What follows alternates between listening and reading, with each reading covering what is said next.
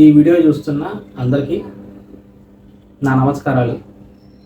Hi friends, welcome to SAs astrology. మనం ఈ వీడియోలో డిస్కస్ చేసే టాపిక్ ఏంటంటే పంచమ స్థానంలో శుక్రుడు ఉంటే ఎటువంటి ఫలితాలు వస్తాయి అనే విషయాన్ని అయితే మనం చూద్దాం. జనరల్గా ఈ పంచమ స్థానం అనేది ఒక లక్ష్మీ స్థానం. శుక్రుడు సహజంగా శుభత్వం పొందిన గ్రహం కాబట్టి బేసికల్గా అయితే ఈ కాంబినేషన్ అనేది ఎక్కువ శాతం పాజిటివ్గానే పనిచేస్తుంది.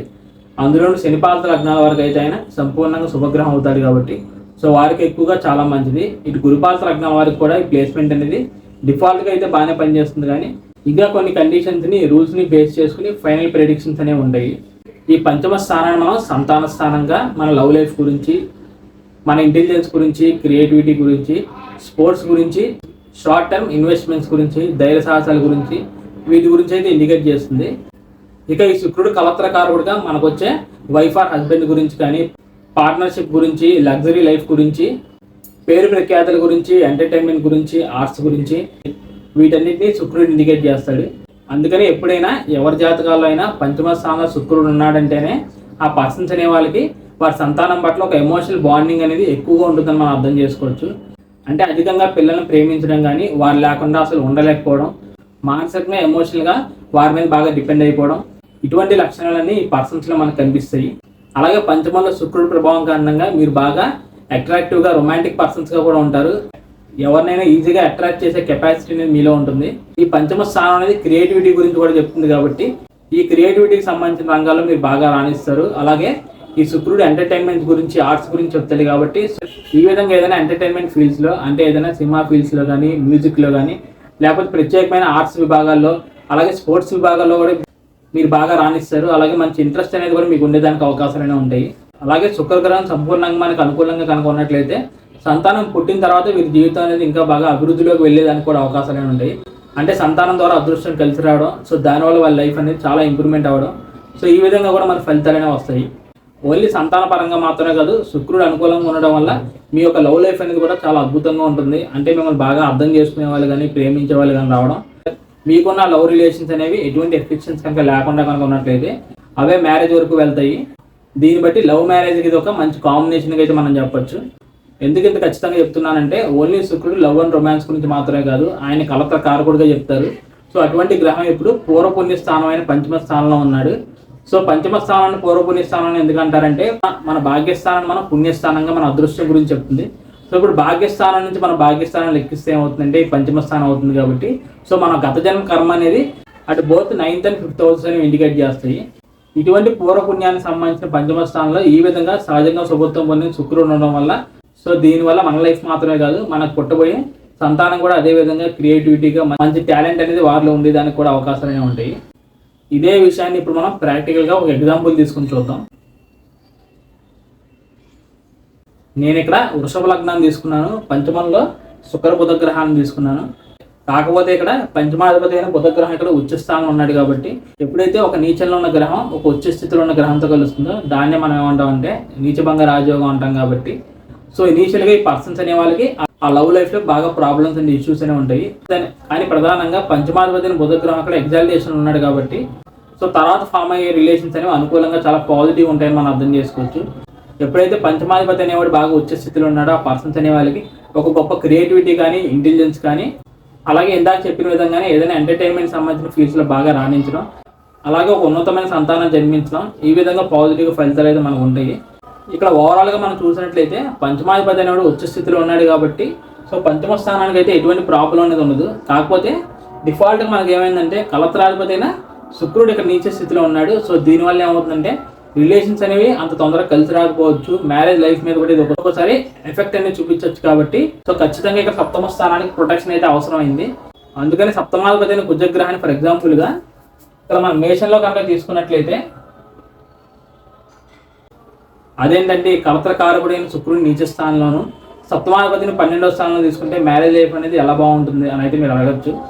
కానీ ఇక్కడ 12వ స్థానానికి మేషం అయింది కాబట్టి ఆయన అక్కడ స్వక్షేత్రంలో ఉన్నాడు. పైగా అందులోనూ ఆయన ఒక బలమైన అష్టమ దృష్టి ఇక్కడ సప్తమ స్థానాన్ని చూస్తున్నాడు కాబట్టి అక్కడ మ్యారేజ్ లైఫ్కి ఎటువంటి డోకా లేదు అని అయితే మనం చాలా కాన్ఫిడెంట్గా అయితే మనం చెప్పొచ్చు. ఈ విధంగా మనకు కంప్లీట్గా పాజిటివ్ రిజల్ట్స్ రావాలంటే ఈ లగ్నానికి పాపగ్రహాలకు ప్రభావం అనేది ఉండకూడదు, అలాగే రాహు కేతు యొక్క ప్రభావం కూడా ఉండకూడదు.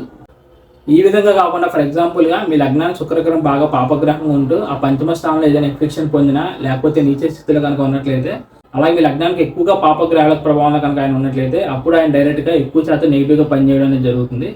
సో దీనివల్ల ఏమవుతుందంటే ముందుగా పంచమ స్థానానికి ఇన్ఫెక్షన్ వచ్చింది కాబట్టి సంతాన పరంగా వీరికి ప్రాబ్లమ్స్ అండ్ ఇష్యూస్ అనేవి ఉండొచ్చు. అంటే సంతానం అనేది డిలే అవ్వచ్చు, లేకపోతే సంతానం అనేది ఉన్నప్పటికీ ఆ సంతానం పట్ల వీరికి ఒక ఎమోషనల్ బాండింగ్ అనేది ఉండదు. దీనివల్ల ఏమవుతుందంటే పేరెంట్స్కి చిల్డ్రన్కి మధ్య రిలేషన్ అనేది ఫెయిల్ అవుతుంది.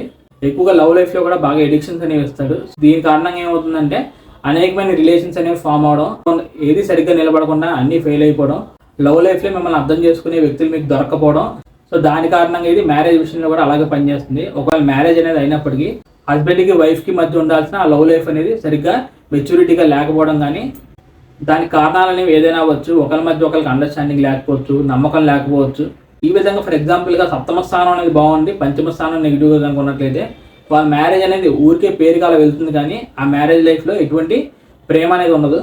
ఇదే విషయాన్ని ఇప్పుడు మనం ప్రాక్టికల్గా ఒక ఎగ్జాంపుల్ తీసుకుని చూద్దాం. నేను ఇక్కడైతే సింహలగ్నాన్ని తీసుకోవడం జరిగింది. డిఫాల్ట్గా సింహలగ్నం వారికి 2 పాపగ్రహాలైన శుక్ర రాహుల్ని ఇక్కడ పంచమ స్థానంలో తీసుకోవడం జరిగింది. అలాగే పంచమాధిపతిని గురుగ్రహాన్ని తృతీయ స్థానంలో తీసుకోవడం జరిగింది. ఈ తృతీయ స్థానం అనేది బేసికల్గా సెల్ఫ్ ఎఫర్ట్స్ గురించి, మనం చేసే హార్డ్ వర్క్ గురించి ఇండికేట్ చేస్తుంది. ఎప్పుడైతే పంచమాధిపతి అనేవాడు తృతీయ స్థానంలో ఉన్నారో ఈ పర్సన్స్ అనే వాళ్ళకి వారికి ఉన్న క్రియేటివిటీ కానీ, ఇంటెలిజెన్స్ కానీ, లేకపోతే వాళ్ళ పర్సనల్ లవ్ లైఫ్ అనేది ఎప్పుడు అదే విధంగా కష్టంతో కూడుకుని ఉంటుంది. దీనితో ఎప్పుడైతే ఇక్కడ పంచమ స్థానంలో శుక్రరాహుని తీసుకున్నామో, అందులోనూ ఫర్ ఎగ్జాంపుల్గా వీళ్ళిద్దరు ఒకే నక్షత్రంలో ఉన్నారు మనం భావిద్దాం. అప్పుడు ఏమవుతుందంటే శుక్రుడి మీద రాహు ప్రభావం అనేది ఎక్కువగా ఉంటుంది.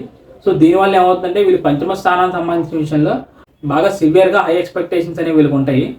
ఆ ఎక్స్పెక్టేషన్స్ అనేవి వీరి యొక్క లవ్ లైఫ్లో అవ్వచ్చు, లేకపోతే సంతానం పట్ల అవ్వచ్చు, క్రియేటివిటీ రంగాల్లో అవ్వచ్చు, ఎంటర్టైన్మెంట్ ఫీల్డ్స్లో అవ్వచ్చు. ఈ లగ్నానికి 2 గ్రహాలు నెగిటివ్గా పనిచేస్తారు కాబట్టి సో దీనివల్ల వీళ్ళకున్న హై ఎక్స్పెక్టేషన్స్ అనేవి ఫుల్ఫిల్మెంట్ అయితే అవ్వవు. అంటే వీరు ఎక్స్పెక్ట్ చేసిన లవ్ అండ్ ఎమోషన్స్ అనేవి వీరికి దొరికిన పార్ట్నర్లో ఉండకపోవడం. సో దానివల్ల వీరు ఎక్కువగా బాధపడడం కానీ, ఆ లవ్ అండ్ ఎమోషన్స్ని వెతుక్కునే క్రమంలో వేరే రిలేషన్స్ అనేవి కూడా ఒక్కోసారి ఫామ్ అవుతూ ఉంటాయి. ఓన్లీ వీళ్ళ లవ్ లైఫ్ విషయంలోనే కాదు, సంతాన పరంగా కూడా ఇది అంత మంచి కాంబినేషన్ అయితే కాదు. ఎప్పుడైతే పంచమ స్థానంలో రాహు కేతు గ్రహాలు ఉంటారో ఆ పర్సన్స్ అనే వాళ్ళకి ఒక రకంగా సంతాన దోషం అనేది ఉన్నట్లే. సో దీనివల్ల సంతానం లేట్గా పుట్టడం కానీ, లేకపోతే జన్మించిన సంతానం వల్ల వీళ్ళు ఎక్కువగా ప్రాబ్లమ్స్ అండ్ ఇష్యూస్కి ఏమైనా గురవడం, లేకపోతే సంతానం జన్మించిన తర్వాత వీళ్ళకి అదృష్టం కలిసి రాకపోగా ఇంకా ప్రాబ్లమ్స్ అండ్ ఇష్యూస్ అనేవి వీళ్ళ లైఫ్లో పెరిగిపోవడం. సో మనమైతే ఈ వీడియో స్టార్టింగ్లో శుక్రుడు పంచమ స్థానంలో ఉంటే జనరల్గా శుభ ఫలితాలు ఇస్తాడు అని అయితే డిస్కస్ చేసాం. ఒక్కోసారి ఇటువంటి నెగిటివ్ కాంబినేషన్స్ కనుక ఉన్నట్లయితే ఈయన సహజంగా శుభుడైనప్పటికీ ఖచ్చితంగా వచ్చిన ఎఫెక్షన్ కారణంగా నెగిటివ్ ఫలితాలు అనేవి వస్తాయి.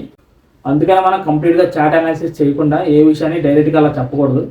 సో నేనైతే ఈ వీడియోకి సంబంధించిన అన్ని విషయాలు మీతో డిస్కస్ చేశానని భావిస్తాను. Thank you friends. ఇంకా మీకు దీనికి సంబంధించిన విషయాలు ఏదైనా డౌట్స్ ఉంటే మీరు తప్పకుండా కామెంట్ సెక్షన్లో అడగండి. అలాగే ఇప్పుడు నేను వీడియోలో చెప్పిన విషయాలన్నీ మీకు ప్లేస్మెంట్ కనుక ఉన్నట్లయితే ఎంతవరకు మీకు మ్యాచ్ అయ్యాయో అనే విషయాన్ని కూడా తెలియజేయండి. Thank you friends, thank you for watching my video and thank you so much for your time. నా సైడ్ నుంచి రిక్వెస్ట్ ఏంటంటే ఇందులోని కంటెంట్ అనేది మీకు నచ్చితేనే ఈ వీడియో లైక్ చేసి నా ఛానల్ సబ్స్క్రైబ్ చేసుకోండి.